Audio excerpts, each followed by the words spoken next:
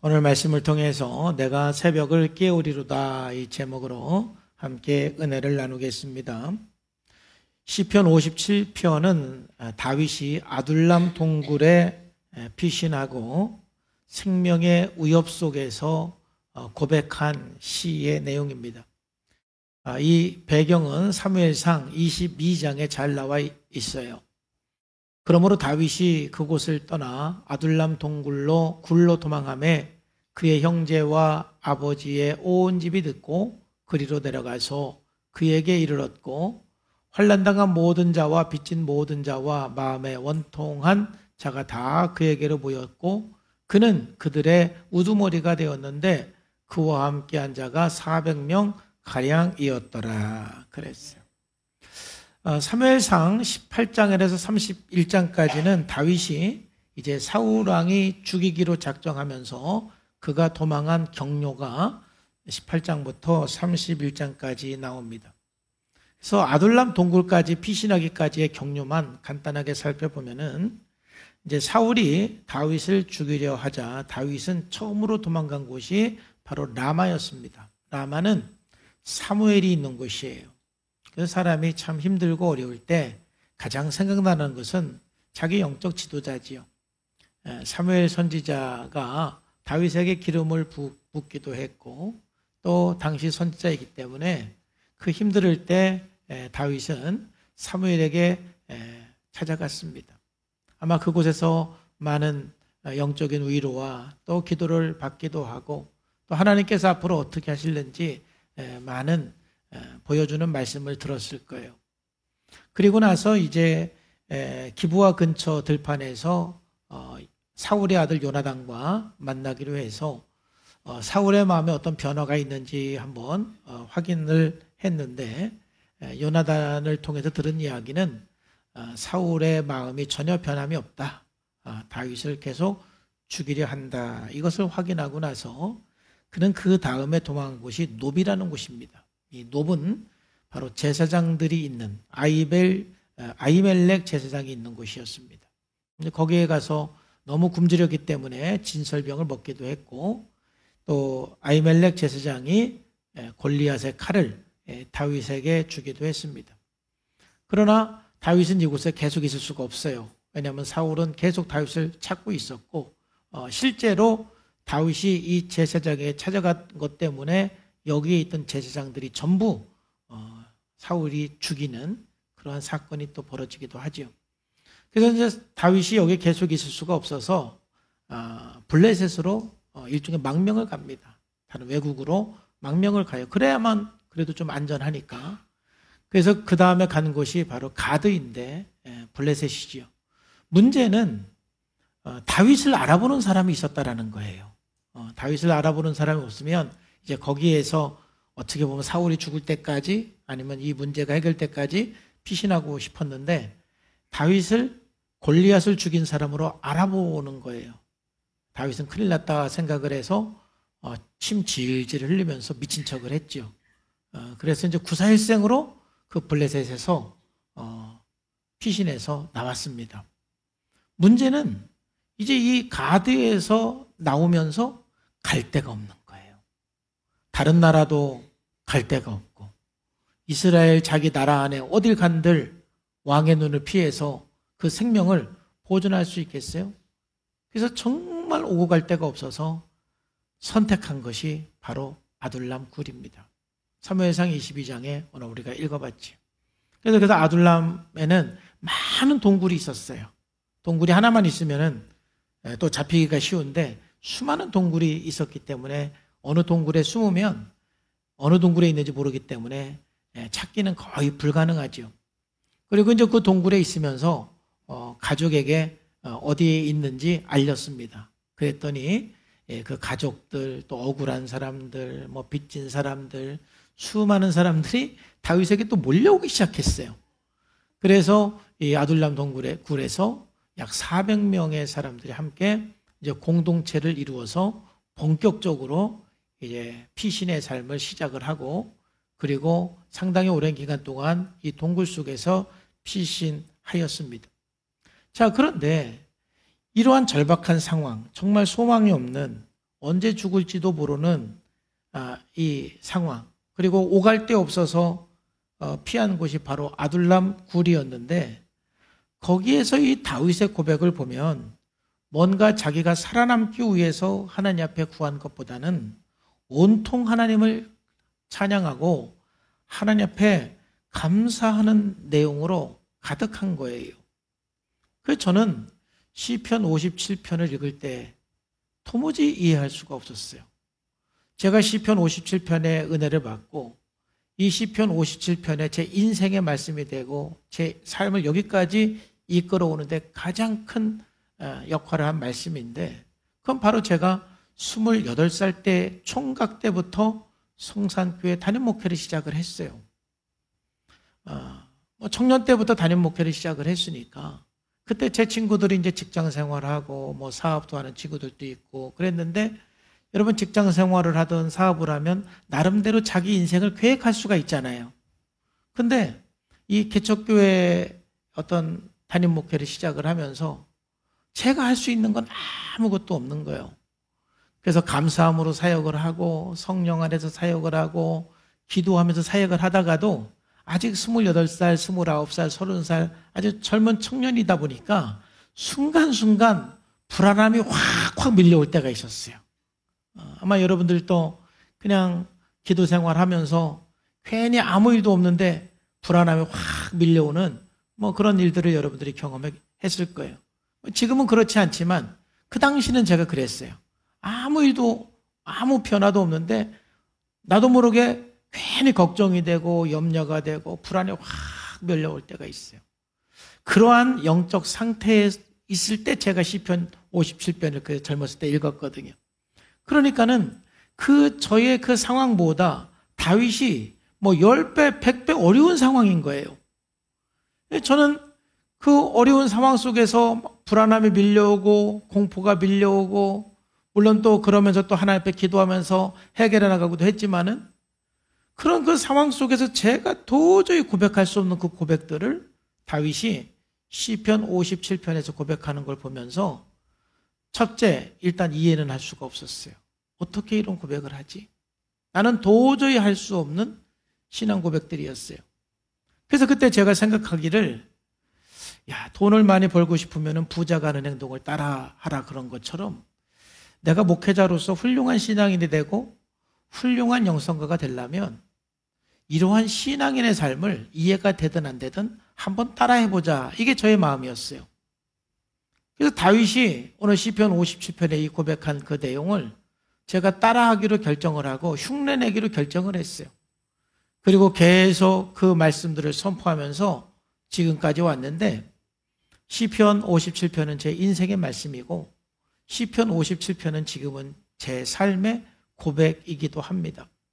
아마 여러분들이 오늘 이 다윗의 이 고백을 보면서 여러분들이 이미 그렇게 고백하며 살아가는 신앙 좋은 분들도 계시겠지만은, 또 저와 똑같이 어떻게 이렇게 고백을 할 수 있지? 좀 이해가 혹 안 된다 할지라도 한번 흉내라도 내고 한번 따라하기로 여러분들이 마음의 결정을 하면은 아마 몇 년 후에 이 말씀이 동일하게 여러분의 인생의 말씀이 될 것이고, 이 말씀이 바로 여러분의 고백이 될 줄로 믿습니다. 놀라운 기적을 경험할 수가 있어요. 그럼 첫 번째로 제가 이해할 수 없었던 다윗의 어떤 행동들이 뭐냐? 첫째는 흔들리지 않는 그의 믿음, 흔들리지 않는 그의 마음이 너무 도전이 된 겁니다. 이해가 안 되면서 도전이 된 것이죠. 여러분, 저나 여러분들이나 살다가 좀 어려운 일이 만나면 그 어려운 일 때문에 뭐 우리가 하나님을 떠나기까지는 않지만은 그래도 하나님 앞에 불평을 하거나 원망하는 경우가 참 많죠. 하나님이 나를 사랑하는데 왜 저에게 이런 어려움이 있습니까? 하나님, 제가 이렇게 열심히 기도하는데 하나님 왜 제 기도를 속히 응답해 주지 않으십니까? 하나님, 제 고통은 알고 계십니까? 하나님, 제 눈물은 알고 계십니까? 하나님, 도대체 어디에 계십니까? 저도 힘들고 어려울 때는 그런 고백이 있었단 말이죠. 다윗도 그런 고백을 해야 마땅한데, 다윗은 그런 상황 속에서 전혀 흔들리지 않는 그의 믿음, 그의 마음을 보면서 참 제가 너무 놀라웠고, 내가 참 이걸 붙들어야 되겠구나라는 생각을 했어요. 오늘 1절과 7절에 보면은 아주 잘 나오고 있는데, 하나님이여 내게 은혜를 베푸소서, 내게 은혜를 베푸소서, 내 영혼이 주께로 피하되 주의 날개 그늘 아래서 이 재앙들이 지나기까지 피하리이다. 7절에 하나님이여 내 마음이 확정되었고 내 마음이 확정되었사오니 내가 노래하고 내가 찬송하리이다. 아멘. 진짜 죽음의 위기 속에서 흔들리지 않는 이 다윗의 모습이 참 너무 놀라웠어요. 좀 더 구체적으로 보면은 하나님이여 내게 은혜를 베푸소서, 내게 은혜를 베푸소서 그런단 말이에요. 이 반복해서 요청하는 것은 그의 절박한 마음을 표현하면서 은혜를 베풀어 달라는 것은 무슨 의미냐면은 하나님, 저는 하나님의 은혜가 없이는 살 수가 없습니다. 하나님 저에게 은혜를 베풀어 주시옵소서. 하나님 은혜를 베풀어 주시옵소서. 간절한 마음으로 하나님의 은혜가 없으면 저는 안 됩니다. 하나님의 도움이 없으면 저는 안 됩니다. 하나님의 손길을 제가 놓치면 안 됩니다. 하나님 저에게 은혜를 베푸소서, 은혜를 베푸소서. 간절히 하나님 앞에 간구하는 그의 모습이에요. 하나님 앞에 원망하고 불평하는 것이 아니라 더 큰 하나님의 은혜가 필요하다고 하나님의 은혜를 내려달라고 기도하는 것이지요. 그래서 두 번째 그의 고백이 너무 놀라운 것입니다. 내 영혼이 주께로 피하되 주의 날개 그늘 아래에 있습니다 라고 말하는 거예요. 지금 그의 몸은 동굴 안에 있지만 그의 영혼은 주님의 품 안에 있다라는 뜻이에요. 주의 날개 그늘 아래 있다라는 뜻이에요. 여기서 주의 날개 그늘 아래라는 말은 뭐냐면은 여러분 그 성전에 법궤 위에 그 시운자가 있는데 그 시운자 위에는 그 천사 어떤 그룹의 날개, 새의 모양이죠. 그 그룹의 날개가 쫙 법궤 위에 있는 것을 보게 돼요. 그러니까 주의 날개 그늘 아래 이 말은 바로 주님의 도움 아래, 주님의 품 아래, 주님의 임재 아래 있다라는 뜻이지요. 그러니까 이 고백은 내 육체는 동굴에 있지만, 내 육체는 고난 안에 있지만 내 영혼은 하나님의 품 안에 피해 있습니다. 내 영혼은 주의 임재 가운데 있습니다. 내 영혼은 하나님의 도우심 속에 평안함을 누리고 있습니다. 이 고백인 거거든요. 너무너무 놀라운 거예요. 환경과 전혀 다른 영적인 평안함, 영적인 안식. 내 영혼이 주께로 피하되 주의 날개 그늘 아래에 있습니다. 여러분들이 어떤 상황이든 간에 여러분의 육체는 고난 가운데 있지만은 여러분의 영혼만큼은 주의 날개 그늘 아래 있기를 주님의 이름으로 축복합니다. 하나님의 품 안에 있기를 주님의 이름으로 축복합니다. 그러면서 그가 어떤 걸 고백합니까? 이 재앙들이 지나기까지 피하리이다. 하나님 나에게 은혜를 베풀어 주십시오. 이 재앙이 지나기까지 저는 주님의 품이 필요합니다. 주의 날개 그늘 아래 있을 것입니다. 많은 사람들이 그렇게 말하죠. 이 또한 지나가리라. 그걸 제일 먼저 고백한 게 누굽니까? 다윗입니다. 다윗은 이 또한 지나갈 줄로 믿습니다. 나의 고난이 영원하지 않은 것 제가 알고 있습니다. 나의 이 억울한 일 영원하지 않은 것 내가 알고 있습니다. 나의 이 환난 영원하지 않은 것 알고 있습니다. 반드시 이 모든 환난과 억울한 일들이 지나갈 줄로 믿습니다. 이 모든 어려움이 지나기까지 나는 온전히 주님 꼭 붙들고 주님의 날개 그늘 아래 피하고 주님의 품 안에 주님의 임재 안에 있습니다 라고 선언하는 거예요. 전혀 흔들리지 않는 다윗의 마음, 전혀 흔들리지 않는 다윗의 믿음을 보게 되는 것입니다. 그는 반드시 지나갈 것을 믿고 있었어요. 그렇게 믿은 것은 뭐냐면은 2절에서 보여주고 있는데 하나님은 어떤 분이냐? 하나님은 나를 위하여 모든 것을 이루시는 하나님이십니다.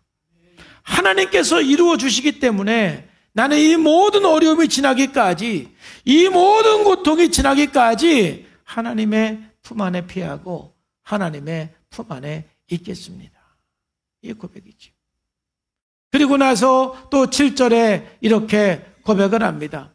그래도 사람이다 보니까 조금씩 순간순간 흔들리려고 하는 그런 순간들이 있었을지도 모르지요.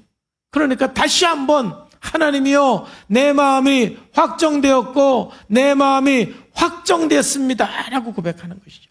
그래서 확정됐다라는 말은 뭐예요? 고정됐다, 흔들리지 않는다, 이런 뜻입니다. 환경은 흔들리지만 하나님, 절대로 내 마음은 흔들리지 않습니다. 이건 감정이 아니라 그의 의지이고 그의 결단입니다. 여러분, 감정은 믿을 수가 없는 거예요. 정말 감정은 좋았다가도 갑자기 낙심됐다가, 평안했다가 갑자기 불안했다가, 이 감정은 왔다 갔다 하는 것이 감정입니다. 그러나 그의 의지의 결단은 어떠한 상황 속에서도 흔들리지 않기로 결정하는 것입니다. 하나님, 내 마음은 확정되었습니다. 내 마음이 확정되었습니다 하고 반복적으로 고백을 하는 거예요.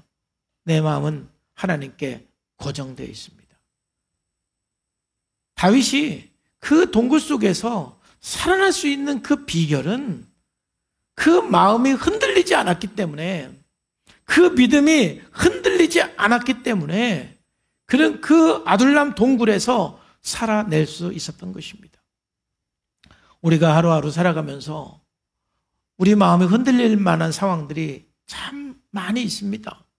우리 믿음이 흔들릴 만한 그런 여러 환경들이 우리들에게 다가오고 있습니다. 그럴 때마다 내 마음이 흔들리는 그런 상황이 올 때 여러분 다시 시편 57편을 읊조리면서 흔들리지 않는 마음, 흔들리지 않는 믿음을 갖기를 주님의 이름으로 축복합니다. 나는 흔들리지 않습니다. 하나님, 나는 이 재앙이 지나기까지 주께로 피합니다. 주님의 품에 피합니다. 하나님, 내 마음은 하나님께 확정되어 있습니다. 내 마음은 하나님께 고정되어 있습니다. 어떤 상황 속에서도 흔들리지 않는 마음을 가지고, 흔들리지 않는 믿음을 가지고 하나님 앞에 나가겠습니다. 이 고백인 거예요. 여러분, 흔들리지 않는 믿음을 가지고 평생 살아내시기를 주님의 이름으로 축복합니다. 우리 옆에 있는 사람하고 인사 한번 합시다. 우리 마음 흔들리지 맙시다. 시작. 다시 한번 우리 마음을 하나님께 고정시킵시다. 시작. 할렐루야. 저도 처음부터 이렇게 된 거는 아니지만 흉내라도 한번 내보자. 근데 시편 57편이 정말 저에게 큰 힘이 되고 위로가 됐어요. 그런 두려운 마음이 생길 때마다 저는 시편 57편 또 보고, 시편 57편은 또 보고, 계속 읊조리면서 흔들리지 않고 주님 바라보고, 흔들리지 않고 주님께 피하고, 이 모든 것은 지나갈 때까지 저는 주님께 피하겠습니다. 흉내내면서라도 그 흔들리지 않는 마음을 가지고 사실 여기까지 왔어요. 두 번째로, 참 두 번째 그의 선언이 저를 더 놀랍게 했는데, 바로 두 번째는 다윗은 이런 상황 속에서 믿음으로 선언을 한 거예요. 환경은 그를 억누르지만 말씀은 그를 일으키는 거예요. 아무리 상황이 우리를 위축시키고 우리를 힘들게 한다 할지라도 하나님의 말씀을 선언할 때, 하나님 말씀을 선포할 때 그 말씀, 선포되는 그 말씀은 나를 충분히 일으키기도 남습니다. 이 다윗의 이 위대한 선언, 바로 8절에 나오죠. 내 영광아 깰지어다. 비파야 수금아 깰지어다. 내가 새벽을 깨우리로다. 이 고백, 이 선언이에요. 너무 놀라운 선언입니다. 여기서 내 영광아 깰지어다, 이 말은 무슨 말일까요? 나의 영광, 이 말은 어떤 내 자존심, 내 명예를 말하는 게 아닙니다. 내 영광은 자기 존재의 본질을 말합니다. 즉, 여러분들이 왜 영광스러운 존재입니까? 하나님의 형상으로 지음받은 자이기 때문에 우리는 영광스러운 사람입니다. 그러니까 다윗은 자기가 누구인지 분명히 알았어요. 자기의 존재 본질이 무엇인지 정확히 알았어요. 내 영광아 깰지어다. 이 말은 자기 존재를 향해서 하나님의 형상으로 지음받은, 나는 하나님의 사랑을 받는 사람이 아닌가? 나는 하나님의 형상으로 지음받은 사람이 아닌가? 나는 하나님의 임재 속에 있는 사람이 아닌가? 내 영광아 깰지어다. 이 말은 자기 자신을 향해서 무기력에서 빠져나오라는 것입니다. 무기력에 빠지지 말라는 것입니다.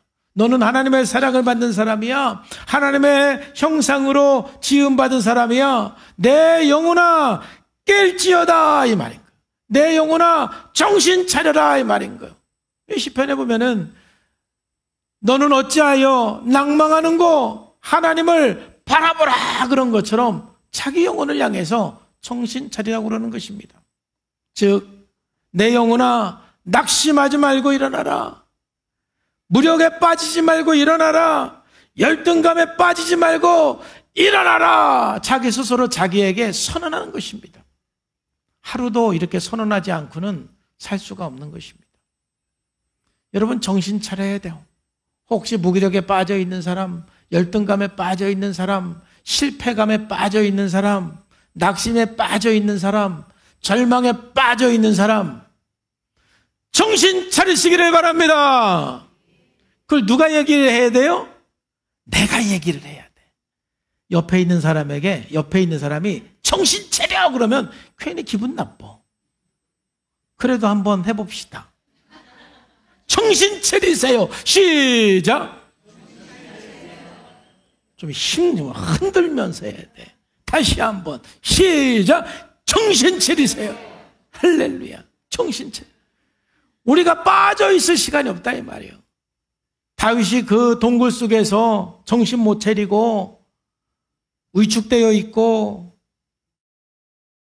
절망 가운데 있다라면 그 환경이 사울이 그를 죽이는 것이 아니라 그 마음이, 그 위축된 마음이 자기 자신을 죽이는 거거든요.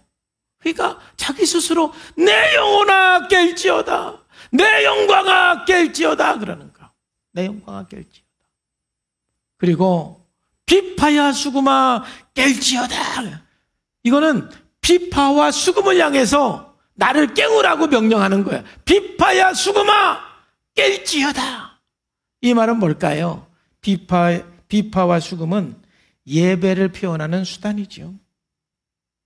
그러니까는 하나님을 예배하고 하나님을 찬양하는 자리에서 내가 깨어 있을 거라는 자기 고백이며 자기 결단인 것입니다. 아마 여러분들이 낙심에 있다가도 이 예배 자리에 나왔을 때, 찬양할 때, 말씀 들을 때, 기도할 때 정신이 번쩍 나서 주여 내가 이제 더 이상 낙심하지 않고 더 이상 무너져 있지 않고 다시 일어나서 앞으로 가겠습니다. 할렐루야. 이런 결단할 때가 있으시죠? 응? 힘없이 예배드리러 왔다가 예배드리고 나서 힘을 얻어가지고 여러분들의 영혼이 깨어나고 다시 힘을 얻을 때가 있는 거예요. 그러니까 다윗은 그 찬송의 비밀을 아는 사람이에요. 그렇기 때문에 비파야 수금아 깰지어다. 비파야 수금아 나를 깨워라. 이 말인 거예요. 예배를 통해서 그 영혼이 깨어있기를 결단하고 선포합니다. 그러면서 마지막으로 위대한 그의 선언, 그의 고백이 나옵니다. 내가 새벽을 깨우리로다. 이건 너무 위대한 말씀이니까 여러분 다 같이 시작. 내가 새벽을 깨우리로다. 가장 어두운 상황에서, 가장 절망적인 상황에서 내가 새벽을 깨우리로다. 자기 선언을 하는 것입니다. 자기를 향해서 내가 새벽을 깨우리라고 선포하는 것입니다. 여러분, 신앙의 능력은 그 어두운 환경 속에서 말씀을 내 영혼에게 선포하는 것입니다. 더 이상 위축되지 않고 내가 새벽을 깨우리로다. 하나님께서 반드시 나에게 새벽을 줄 줄로 믿습니다. 이 믿음으로 새벽을 향해서 나가는 것이 바로 다윗의 인생이었어요. 여러분, 오늘 내 영광을 깰지어다, 비파의 수금아 깰지어다, 내가 새벽을 깨우리다, 이것은 긍정적인 사고방식하고는 전혀 다른 것입니다. 어떤 사람이 긍정적인 사고방식과 신앙의 말씀의 선언과 뭐가 다른지 질문하는 사람도 있었습니다. 여러분, 긍정적 사고방식도 어느 정도 내 삶에 도움을 줍니다. 여러분들이 거울을 보면서 나는 잘 될 거야, 나는 잘 될 거야, 그 외침이 정말 여러분들을 깨우는데 어느 정도 도움이 됩니다. 그런데 이 긍정적 사고방식에 한계가 있습니다. 계속 여러분들이 한번 나는 잘 될 거야, 나는 잘 될 거야 해보세요. 계속 그러다 보면은 근거가 없어, 근거가. 낫으로 잘 될 거야, 잘 될 거야 말하고 그러는데 아무 근거가 없어. 잘 될 근거가 없는 거야. 잘 될 턱이 있어야 될 거 아니에요. 근거가 없어요. 뭐 근거가 없어도 긍정 마인드, 긍정 생각해서 뭐 근거가 없어도 또 계속하면 참 훌륭한 사람이에요. 근데 문제는 잘 될 거야, 잘 될 거야 해서 근거 없이 말을 했지만 그래도 그렇게 해서 잘 되면 이렇게 말을 하니까 잘 되네 해가지고 아마 힘을 얻어서 또 할 수 있을 거예요. 근데 여러분, 우리가 잘 될 거야, 잘 될 거야 한다고 항상 잘 되는 건 아니죠.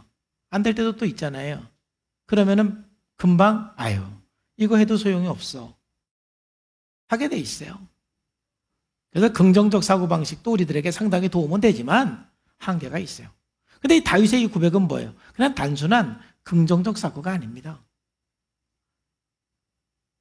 나를 위해서 모든 것을 이루시는 그 하나님, 이 모든 환난을 지나가게 하시는 그 하나님의 섭리와 하나님을 향한 믿음으로 선언하기 때문에 우리는 근거가 있어요. 내게 능력 주시는 자 안에서 내가 모든 것을 할 수 있느니라. 할렐루야. 하나님이 여러분과 함께 하시기 때문에 내가 사망의 음침한 골짜기로 다닐지라도 해를 두려워하지 아니할 것은 주께서 나와 함께 하심이라. 하나님이 나와 함께 하시기 때문에, 하나님이 나를 도우시기 때문에, 하나님께서 나를 인도하여 주시기 때문에 내가 그 신앙 안에서, 믿음 안에서 내 영광아 깰지어다, 비파야 수금아 깰지어다, 내가 새벽을 깨우리로다. 이 선언은 항상 우리들에게 능력이 있는 거예요. 여러분, 반복적인 선언, 반복적인 여러분 자신에게 선포하는 말씀이 참 중요합니다. 제가 히브리식 묵상과 헬라식 묵상을 좀 정리를 해봤어요. 이거 딱 정리하고 나니까 동양 철학의 묵상까지 하면은 완벽하게 될 것 같아요. 동양 철학의 묵상은 또 다른 면이 있어요. 동양 철학, 어떤 불교의 묵상, 히브리식 묵상, 헬라식 묵상, 조금씩 같은 묵상이라고 하지만 사실 좀 많이 달라요. 그 히브리식 묵상과 헬라식 묵상의 차이는 뭐냐? 이게 뭐가 좋고 뭐가 나쁘다 그런 뜻이 아니에요. 차이를 얘기하는 거예요. 우리는 이 두 가지가 다 우리들에게 필요한 것이고, 그리고 이 두 가지 균형 있게 우리가 좀 할 필요가 있다. 근데 사실 우리는 뭐 결론부터 말씀드리면, 우리 학문이라는 것이 소크라테스부터 철학이 이제 발전을 하기 시작을 했잖아요. 그래서 우리는 헬레니즘 문화의 영향을 받아서 학문이 발달했기 때문에 우리의 묵상은 히브리식 묵상보다는 헬라식 묵상에 가까워요. 그래서 우리가 조금 더 회복해야 되고 균형을 맞춰야 되는 것이 히브리식 묵상인 거예요. 히브리식 묵상의 중심은 하나님 말씀입니다. 근데 헬라식 묵상은 뭔가 진리에 대한, 진리가 뭐냐? 뭐가 진리냐? 또 나는 누구냐? 내가 어디로 가냐? 내가 왜 사냐? 등등 뭔가 이 진리를 추구하면서 그 진리에 대한 끊임없는 그 질문을 통해서 생각하고 묵상하는 것이 헬라식 묵상이죠. 그래서 히브리식 묵상은 그냥 단순히 읊조리는 거예요. 되새기는 거예요. 근데 이 헬라식 묵상은 조용한 이 명상, 내면에 집중하면서 찾아나가는 것입니다. 놀라운 집중력이 필요해요. 그래서 히브리식 묵상은 관계적이면서 언약 중심이라면 헬라식 묵상은 지성적이고 철학적이에요. 히브리식 묵상의 결과는 순종에 있어요. 변화에 있어요. 헬라식 묵상의 결과는 어떤 내적인 통찰, 깨달음. 그래서 여러분들이 은혜 받았다고 할 때는 히브리식입니까? 헬라식입니까? 목사님, 은혜 받았어요. 이 말은 여러분들이 만약 제가 지난주 한 설교를 똑같이 하고 여러분 읊조립시다 하면은 목사님 왜 맨날 똑같은 말씀 하실까 하고 은혜가 안 될 거예요. 근데 여러분들이 오늘 설교를 들었는데 그동안 생각하지 못했던 막 새로운 것을 여러분들에게 제가 확 통찰을 시켜줄 때 저거구나. 뭔가 새로운 것을 깨달았을 때 여러분들은 오늘 은혜 받은 겁니다. 할렐루야. 그지요? 그러니까 우리가 헬라식에 상당히 익숙해져 있다 이 말이죠. 목사님 오늘 은혜 받았습니다. 내가 태어나서 오늘 목사님의 설교, 이런 설교를 하는 사람 내가 처음 막 들었습니다. 막 신선합니다. 할렐루야. 우리는 항상 이렇게 새로워야 돼. 똑같은 거 반복해서 읊조리는 거 지루해요. 근데 우리의 삶을 변화시키는 것은 반복적으로 읊조리는 것이 우리의 삶을 변화시키는 거예요. 왜냐하면은 새로운 것을 깨달아서 여러분들이 40년 동안 저한테 은혜 받았다고 했지만 그 은혜 받은 것이 여러분의 삶에 얼마나 많은 변화를 주었는가. 물론 많은 변화들 여러분들에게 주었지만 그러나 또 그렇지 못한 영역도 상당히 많다 이 말이죠. 그래서 구약 성경은 묵상이 읊조리는 거예요. 제가 오늘 이것을 여러분들에게 강조하는 것은 뭐냐면은 하나님 말씀을 근거해서 여러분들이 하나님 말씀이든 플래시 카드이든 하나님 말씀을 근거로 해서 반복적으로 여러분들 스스로 선언하고 읊조릴 때 여러분들이 변화가 되고 그 말씀대로 이루어질 줄로 믿습니다. 깨달음은 그게 내 안에 살이 될 수도 있지만 또 금방 잊어버릴 수도 있는 거예요. 그러나 이 헬라식 묵상도 우리들에게는 상당히 의미가 있어요. 왜? 계속해서 우리는 새로운 진리들을, 새로운 말씀들을 새로운 관점에서 깨달아가는 것, 그러면서 하는 것 너무너무 놀라운 것이지요. 세상에서 가장 큰 기쁨은 깨달음의 기쁨입니다. 여러분들이 사랑할 때 빛이 나오는데 사랑할 때 빛이 여러분 한 600룩스의 빛이 나와요. 그러니까 여러분 누군가를 사랑하면 얼굴이 밝아져요. 빛이 나오거든요. 600룩스의 빛이 나와요. 근데 여러분 하나님 말씀을 깨달을 때는 1000룩스의 빛이 나와요. 1000룩스. 그러니까 누구의 얼굴이 가장 밝으냐면 하나님 말씀을 깨달는 사람은 얼굴에 광채가 나서 수건을 두르고 다녀야 돼요.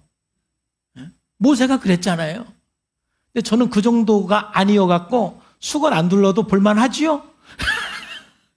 더 깊이 깨달으면 막 광채가 나가지고 눈부셔서 수건을 둘러야 돼. 몇 년 전에 주혜가 우리 윤난수 권사님 딸 주혜가 있는데 주혜가 영적인 눈이 열렸나 봐. 목사님이 설교하는데 목사님 그 머리 위에 광채가 막 이렇게 있다고 자기는 봤대. 할렐루야. 영안이 열린 거야.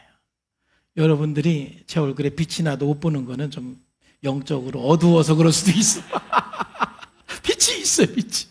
깨달음은 천룩수예요. 깨달음은. 그만큼 깨달음은 참 중요하다. 그래서 저는 치료의 광선을 깨달음이라고 저는 좀 해석도 해요, 개인적으로는.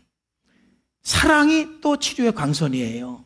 빛이잖아요. 말라기에서 하나님께서 치료의 광선을 바라리니 그랬는데 여러분 사랑할 때 600룩스 빛이 나오고 깨달을 때 1000룩스 빛이 나오는 거예요.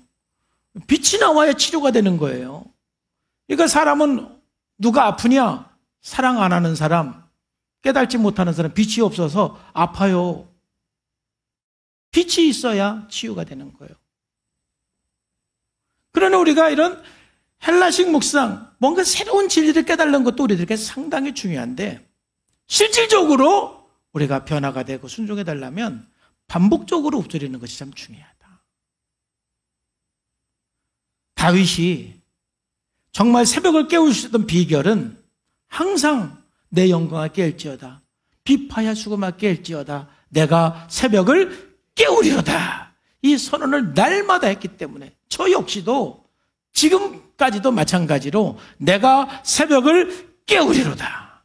조금 절망적인 상황으로 가는 순간을 맞이하면 저는 여지없이 시편 57편을 다시 한번 읽고 내가 새벽을 깨우리로다 이 선언을 합니다. 한 번만 할까요? 아니요. 계속해서 매일매일 내가 새벽을 깨우리로다. 반복적으로 읊조릴 때 여러분 놀라운 기적이 역사가 될 줄로 믿습니다. 그러면 나는 주님 안에서 안전합니다. 하나님의 인자하심이 오늘도 나를 붙들어 주십니다. 나는 말씀으로 새벽을 깨웁니다. 이 선언을 하면서 나가시기를 주 예수님의 이름으로 축복합니다. 마지막으로 다윗이 또 고백한 건 뭐냐 하면은 그는 믿음으로 감사와 찬양한 것이죠. 9절과 10절도 참 제가 흉내라도 내보고 싶을 정도로 이해가 안 된 거예요. 여러분 생각해 보세요. 주여 내가 만민 중에 주께 감사하며 문 나라 중에서 주를 찬송하리이다. 내가 모든 사람 앞에 막 찬송하고 감사한데 이건 어떤 상황에서 그런 거예요? 내가 너무 잘 될 때, 내가 너무 형통할 때 내가 모든 사람 앞에서 막 찬송하라. 혼자가 아니라. 이게 왜 그러냐면 제가 우리 성도님들에게 많이 들었던 얘기 중에 하나는 목사님, 전도하려면 성공도 좀 해야 돼요. 돈도 좀 벌고 성공도 해야 전도가 잘 되는 것 같아요. 왜냐하면은요, 저처럼 이렇게 돈도 없고 성공도 못한 사람이 전도하면은요, 너나 잘 믿어라 그러고 무시받고요, 내 말 듣지도 않아요. 막 그런 얘기 참 많이 들었어요. 맞는 말이에요?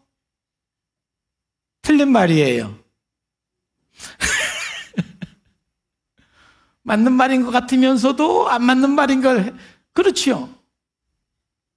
그럼 지금 다윗도 내가 만민 중에서 주께 감사하며 문 나라 중에서 주를 찬송하리이다. 만약 그가 막 만민 중에서 아둘람 동굴에 갇혀있는 막 그런 상황 속에서 만민 중에서 감사하고 문 나라 중에 모든 백성 앞에 찬송을 하면은 사람들이 이럴지도 몰라요. 야, 네가 지금 감사를 해? 네가 지금 찬송을 해? 그럴 수도 있어요. 그러니까 제가 이해할 수 없었던 게 그런 거예요. 지금 본인의 상황은 최악의 상황인데 내가 조용히 주님을 찬송하겠습니다. 이렇게 고백을 했으면 제가 이해를 했을 거예요. 제가 골방에서 주님을 예배하겠습니다. 그랬으면 아마 제가 이해를 했을 거예요. 그런데 내가 만민 중에 주께 감사하고 문 나라 중에 주를 찬송하겠다는 거예요. 대놓고 공개적으로 모든 사람 앞에서 나는 주님께 감사하고 주님을 찬양한다라는 것이죠.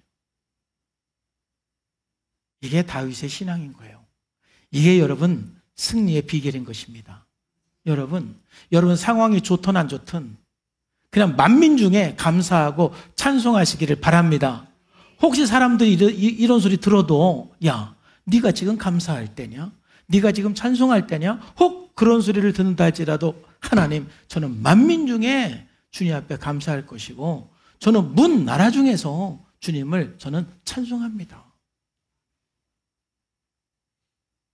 가장 안 좋은 환경에서 그 고백을 하는 거예요. 그러면서 또 10절도 마찬가지예요. 10절도 주님의 인자는 커서 하늘에 미치고 주의 진리는 궁창에 이릅니다. 인자라는 건 뭐냐면은 하나님의 변함없는 사랑을 말하는 거예요. 하나님의 변함없는 사랑은 커서 하늘에 미친다. 언제 여러분들이 이런 고백을 할 수 있죠? 내가 잘 될 때, 만사형통할 때, 하나님은 나를 사랑하셔. 하나님은 나를 너무너무 사랑하셔. 하나님의 인자는 커서 하늘에 미쳐. 그런 고백을 내가 만사형통할 때 할 수 있을 거 아니에요. 주의 진리는 하나님의 신실함을 말하는 거예요. 변함없음을 말하는 거예요. 그 하나님의 신실함은 궁창에 이릅니다. 이 궁창은 하늘이죠. 똑같이 궁창에 이릅니다. 여러분, 인자가 커서 하늘에 미친다? 주의 진리는 궁창에 이른다. 이 말은 정말 내가 너무너무 잘 됐을 때 표현할 수 있는 우리의 고백들이지요. 근데 지금 다윗은 아둘람 동굴에서 하나님의 인자 커서 하늘에 미치고 하나님의 진리는 궁창에 일어나이다. 이 찬양을 하는 거예요. 이거는 감정이 아니라 의지의 결단이지요. 내가 아무리 어려운 환경에 있다 할지라도 하나님의 성품을 찬양하는 것입니다. 내가 고난 속에 있어도 하나님의 인자는 커서 하늘에 미치는 것입니다. 내가 지금 어려운 가운데 있어도 주님의 진리는 궁창에 이르는 것입니다. 내 상황에 따라서 하나님의 인자가 작아졌다 커졌다 그러는 거 아닙니다. 내 환경에 따라서 주의 진리가 커졌다 작아졌다 그러는 거 아닙니다. 여전히 하나님의 인자는 커서 하늘에 비치고 주의 진리는 궁창에 이르는 것입니다. 감정이 아니라 의지의 결단인 것입니다. 많은 사람들이 내가 잘 되면 하나님을 찬양할 것이고 내가 이 문제가 해결되면 간증할 것이고 이 문제가 이렇게 좀 지나가면 하나님 앞에 예배할 것이고 감사할 것이라고 그렇게 생각하고 마음 먹는 사람이 있어요. 근데 다윗은 다릅니다. 아무것도 변한 건 없지만은 그 광야 속에서 무릇 주의 인자는 커서 하늘에 미치고 주의 진리는 궁창에 이릅니다. 이 고백을 하는 거예요. 사랑하는 성도 여러분, 지금은 이 다윗의 고백이 무엇인지 제가 충분히 이해가 됩니다. 왜냐하면 그냥 이 말씀 붙들고 흉내내듯 제 인생을 지금까지 살아왔는데 이제는 시편 57편이 제 인생의 말씀이 동시에 또 저의 고백이기도 합니다. 아마 여러분들도 지금 이 다윗의 이 고백을 들으면서 내 신앙하고 똑같다 뭐 이렇게 생각하는 분도 한두 명 계실 거예요. 내 신앙이 다윗의 신앙이고 다윗의 신앙이 내 신앙이고 내 고백이 다윗의 고백이네. 이렇게 생각된 분 아멘. 할렐루야. 대단한 영성입니다. 근데 제 한 30년 전의 모습처럼 이야 진짜 다윗 어떻게 저렇게 고백할 수 있었지? 참 대단하다. 나는 안 되는데 어떻게 저렇게 고백할 수 있었지? 아마 이렇게 생각이 되시는 분들도 있을 거예요.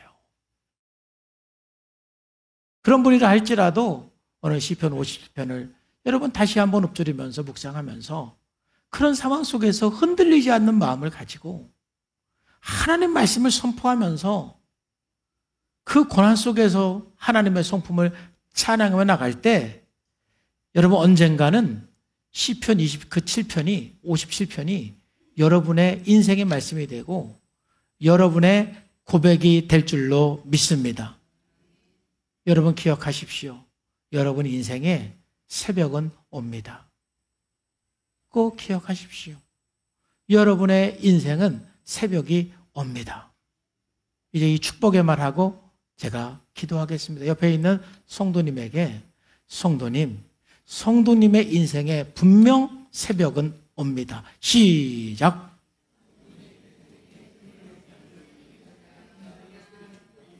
할렐루야. 새벽이 옵니다. 반드시 새벽이 옵니다. 내가 새벽을 깨우리로다. 반드시 새벽이 오게 돼 있어요. 기도하겠습니다. 하나님 아버지 감사합니다. 오늘도 주님께서 말씀하시고 함께 주시니 감사합니다. 동굴 속에 있을 때 도대체 내 새벽이 언제 올지 보이지 않지만 그래도 오늘 다윗이 믿음으로 내가 새벽을 깨우리로다 고백하며 나아간 것처럼 우리 역시도 매일매일 한 치 앞도 보이지 않는 그 상황 속에 살지만 흔들리지 않는 마음을 가지고 하나님의 성품을 찬양하면서 주여 내가 새벽을 깨웁니다 고백하며 나가는 우리 사랑하는 모든 성도가 되고 그래서 시편 57편이 바로 우리의 고백이 되고 우리의 말씀이 되게 하여 주시옵소서. 예수님의 이름으로 감사하며 기도하옵나이다.